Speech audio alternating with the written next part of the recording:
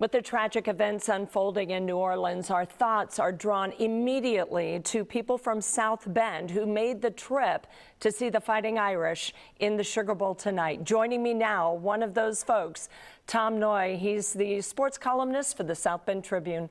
Tom, difficult circumstances to speak with you.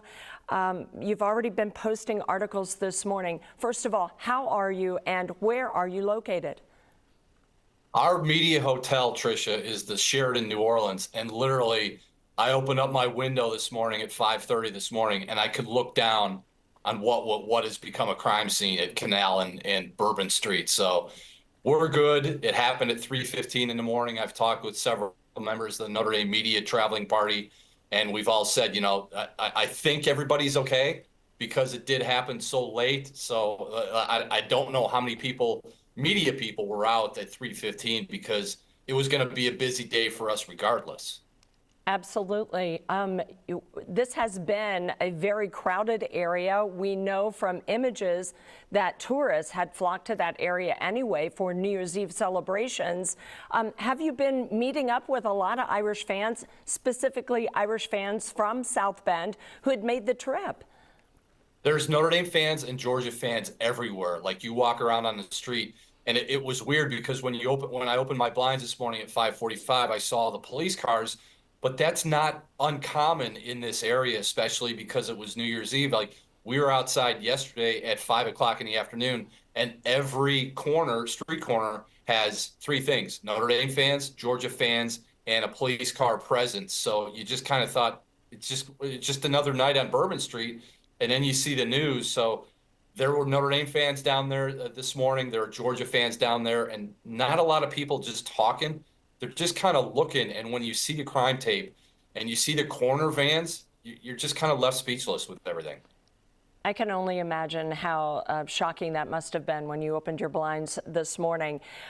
Tell me what they're telling you there in the hotel. What we've heard from news reports from reporters on the scene is that it was a moment of chaos. Some people were trying to get back into their hotels, and yet they were told they would not be able to get to their hotels. People who were inside the hotels were not able to get out to check on any friends or family that may have been outside the hotel. So what are you experiencing at your hotel this morning?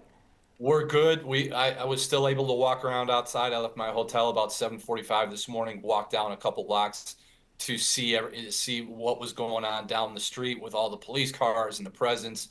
There are people still milling about. I do have the local New Orleans TV stations on, and they're making it very clear. The city officials are making it very clear. If you're visiting New Orleans today as a tourist for the game, for anything, please, they're imploring us, go about your day, enjoy the city.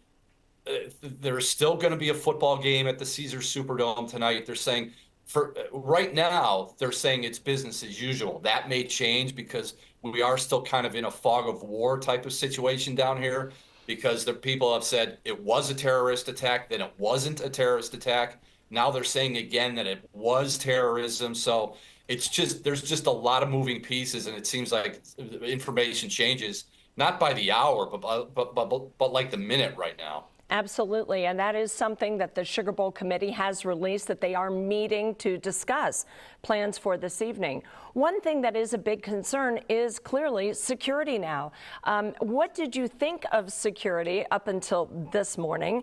And how do you think we can proceed with a bowl game this evening with an influx of even more people to an area that is besieged with terror right now? I think this city does it right when it comes to security and big events like the Superdome. Like, this is not their first rodeo as far as a big time college football game. And the police presence, Tricia, like there have been police out on every corner since maybe the 30th, which would be Monday.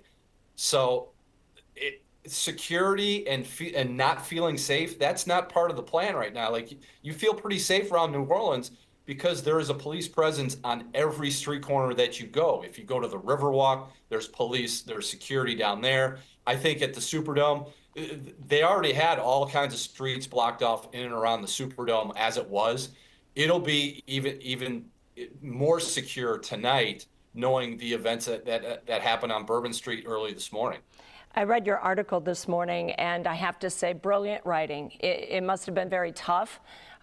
You know, you're so focused, hyper-focused on the football team. This is such an exciting time for them as they try their hardest to get to that national championship. And now we have to set our thoughts aside to this moment of terror. You did touch on the article. The Notre Dame football team is staying nowhere near the French Quarter in New Orleans. Is that correct? Yeah, they're about where the media hotel is. We're 2 blocks from the French Quarter. The Notre Dame team hotel down on the Riverwalk, I would say, is maybe 8-9 blocks away. So I'm sure there are people waking up in New Orleans, even in the hotel that I'm in, that they're in the elevator this morning, and they have absolutely no idea what happened just outside our front doors. So I think a lot of people are waking up, even in New Orleans, unaware of the events that happened overnight here on Bourbon Street.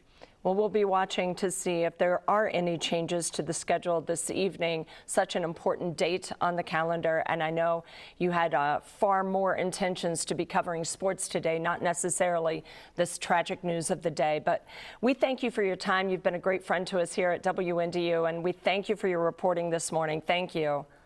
You got it, Tricia. All right, take care. Be safe.